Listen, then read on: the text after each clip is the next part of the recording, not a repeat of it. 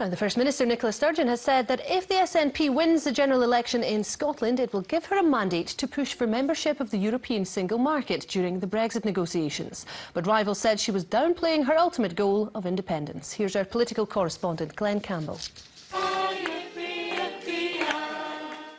In Hamilton, Nicola Sturgeon's reviving an old song for this election campaign, renewing an earlier call for the UK to stay in the European single market or to seek a special deal to keep Scotland in. An election gives an opportunity for people to back those proposals so that whether you are for or against leaving the EU, we can make sure that the way in which we leave the EU doesn't crash the Scottish economy and sacrifice thousands and thousands of jobs. Nicola Sturgeon first proposed single market membership as her bottom line for accepting Brexit in a Scottish Government paper back in December.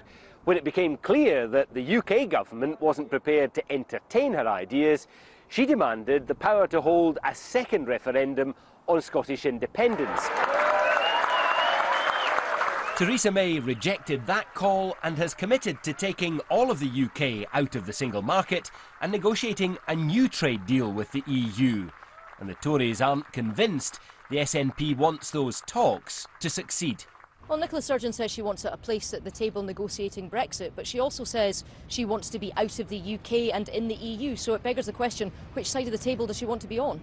You have always said in the past that Scotland must be a full member of the EU after independence. At the weekend, the SNP leader said if Scotland became independent after Brexit, she may seek Norway-style membership of the single market as a staging post to getting back into the EU. We're not interested in your custody. In a Borders Butchers, the Liberal Democrats said voters wouldn't buy the SNP's approach to Brexit. They are all over the place. They are now selling out pro-Europeans in order to get Brexiteers back on board. They're watering down their policy on Europe in order to do exactly that. You cannot trust the SNP on Europe.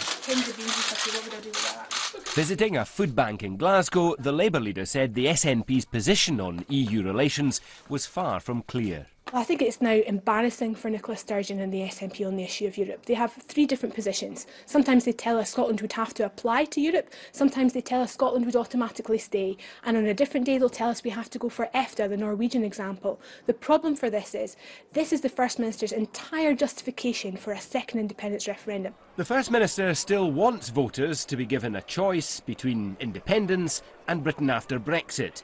But today, she says, the more immediate priority is getting a Brexit deal that keeps Scotland in the single market. Well, Glenn joins me now from the side of the Clyde. Glenn, why has Nicola Sturgeon chosen now to say that the election is about a mandate for the Brexit negotiations?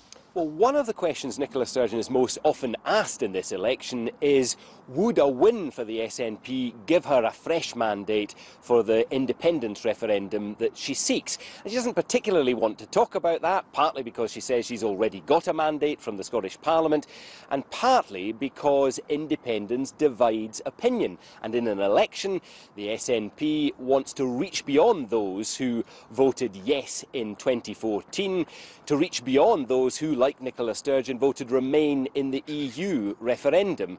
And Nicola Sturgeon reckons that single market membership has broad appeal, regardless of the position people took on either Brexit or independence. What's not clear to me is that given Theresa May rejected her call for single market membership at a time when Nicola Sturgeon's party had 56 of the 59 Scottish MPs, what result the SNP could possibly achieve in this election that would cause Theresa May to change her mind?